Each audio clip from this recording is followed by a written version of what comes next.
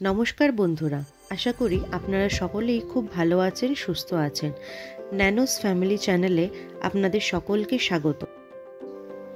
শীতের ছুটি সকলেরই প্রায় শুরু হয়ে গেছে। এই ছুটিতে কেউ কেউ পিকনিক করে, আবার কেউ কেউ ঘুরতে যায় তার পছন্দের জায়গায়। আমরাও তাই এই ছুটিতে দুদিনের জন্য বেরিয়ে পড়লাম খুব সুন্দর একটি ডেস্টিনেশনে, যেটি কলকাতা থেকে খুবই কাছে, মাত্র 3 ঘন্টা দূরত্বে অবস্থিত, যেখানে আছে মনোরম এক গ্রাম্য পরিবেশের মধ্যে সুন্দর সুন্দর রিসর্ট, ঝর্ণা, আবার পাহাড়ও। এক কথায় অনবদ্য, সেটি হলো ঘাটশিলা। এই ভিডিওটিতে ঘাটশিলাতে গিয়ে আমরা কোথায় কোথায় ছিলাম, কোথায় কোথায় ঘুরলাম, পুরোটাই দেখানো আছে। পুরো ভিডিওটি দেখার অনুরোধ রইল। দিনটা ছিল 25শে ডিসেম্বর। আমরা ক্রিসমাসের দিন ভোরবেলা হাওড়া স্টেশনে পৌঁছে 6:35 ইস্পাত এক্সপ্রেসে চেপে ট্রেনের বাইরে সুন্দর প্রাকৃতিক দৃশ্য দেখতে দেখতে মাত্র 3 ঘন্টার পৌঁছে যাই ঘাটশিলা স্টেশনে। স্টেশনে পৌঁছে অটোতে করে রিসর্টের উদ্দেশ্যে রওনা দিলাম। রাস্তা তৈরি হওয়ার কারণে রাস্তা খুবই খারাপ ছিল। রিসর্ট যেতে সময় লাগলো মাত্র 30 মিনিট। এই যে আমাদের রিসর্ট আরণ্যক। এই দুদিন আমরা এখানেই থাকব। চলুন রিসর্টটা একটু ঘুরে দেখা যাক। দেখুন কি সুন্দর সুন্দর ফুল গাছ।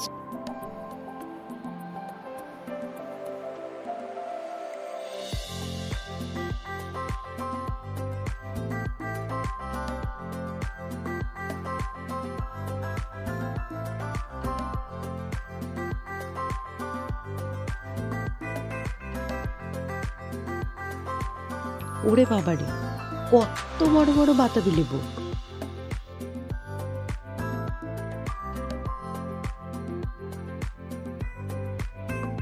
দেখুন তো টবে কি সুন্দর কমলা লেবুর গাছ হয়েছে। এত ছোট কমলা লেবু হয় নাকি? দেখতে কিন্তু খুব কিউট লাগছে।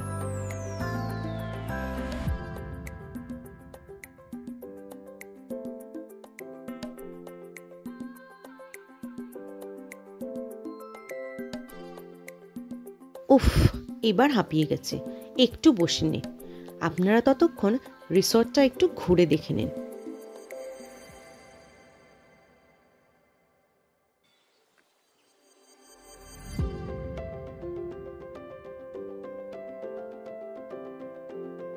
রিসর্টের এই ভিলাটাতেই আমরা থাকবো। বেশ নিরিবিলি কিন্তু। একটু ফ্রেশ হয়ে আমরা গ্রামটা ঘুরে দেখতে বেরোলাম। আর কাল সকালে বেরিয়ে পড়ব সাইট সিনের উদ্দেশ্যে।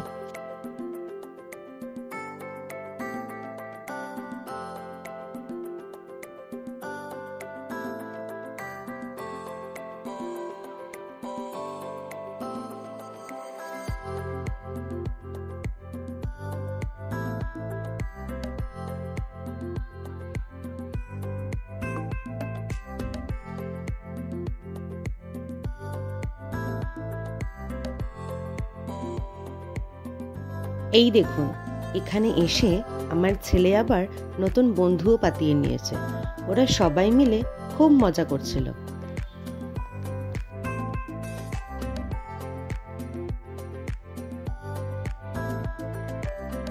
নেক্সট ডে আমরা সাইট সিন করতে পৌঁছালাম।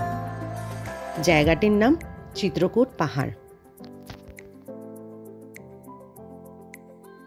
এখানে অনেকগুলো সিঁড়ি বেয়ে ওপরে উঠতে হবে। চলুন তাহলে ওঠা যাক।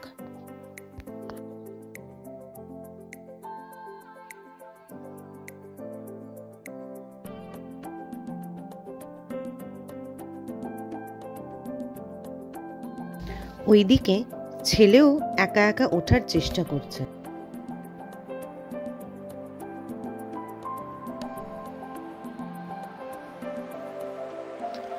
অনেকগুলোই সিঁড়ি কিন্তু।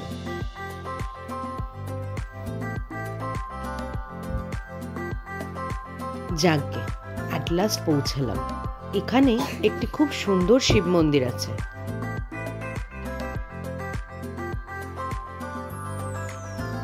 আর একটু উপরে উঠলে একটা ভিউ পয়েন্ট আছে,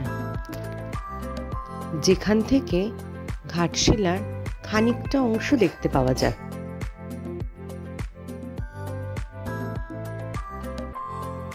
এরপরের নেক্সট ডেস্টিনেশন বিভূতিভূষণ বন্দ্যোপাধ্যায়ের বসতবাড়ি গৌরীকুঞ্জ।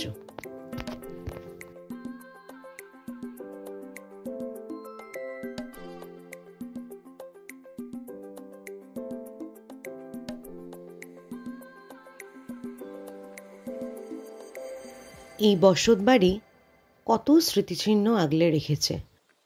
সেই গৌরীকুঞ্জ যেখানে লেখকের ব্যবহৃত বেশ কিছু জিনিস খুব সুন্দরভাবে সংরক্ষণ করে রাখা আছে। চলুন ঘুরে দেখা যাক।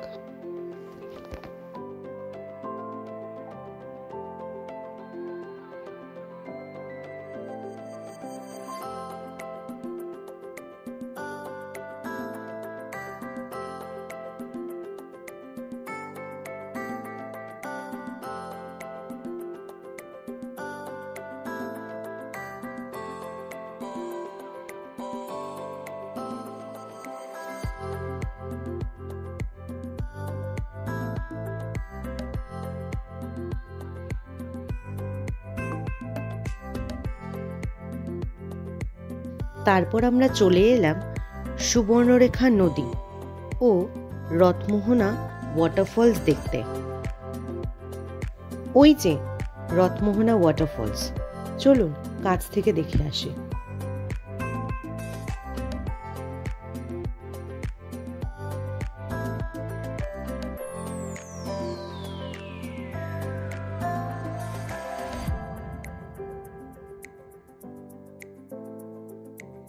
সুবর্ণরেখা নদী, যদিও এখন শীতকাল, জলের পরিমাণ অনেকটাই কম। আশা করি বর্ষাকালে বেশ জল থাকে। এরপর আমরা চলে এলাম জাদুঘোড়া রনকিনী মন্দির। এই মন্দিরে মা নাকি খুব জাগ্রত, অনেক আগে এখানে নাকি নরবলিও হতো।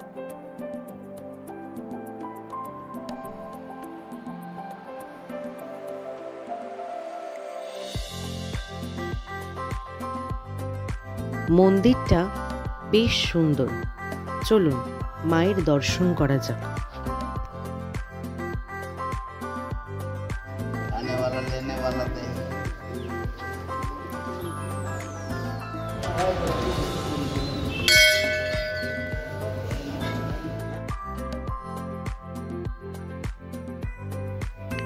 মন্দিরের ঠিক পাশে একটি শিবলিঙ্গও আছে। এর পরের জায়গা গালুডি ড্যাম। এখানে তেমন একটা কিছু দেখার নেই, কিন্তু বর্ষাকালে যখন ড্যামের জল ছাড়ে কি হতে পারে সেটাই ভাবছিলাম।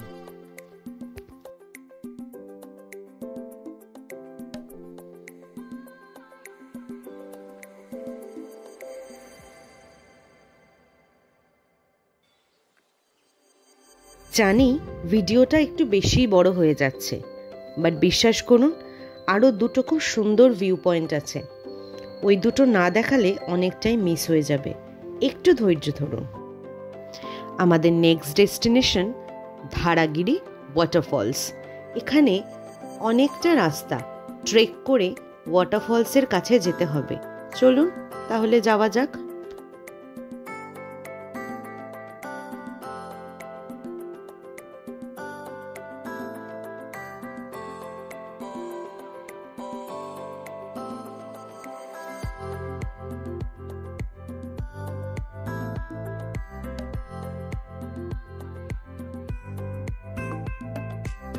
কিছুটা রাস্তা যাওয়ার পর বেশ বড় বড় পাথর আছে, তাই যারা আসবেন অবশ্যই বয়স্ক মানুষরা একটু সতর্কতা অবলম্বন করে। আমাদের তো বেশ মজাই লাগছিল এইরকম একটা রাস্তা ট্রেক করে পাহাড়ে উঠতে। ওই যে দেখা যাচ্ছে ধারাগিরি ওয়াটারফলস, কি অপরূপ তার সৌন্দর্য। এতটা উপরে হেঁটে আসাটা সার্থক মনে হলো।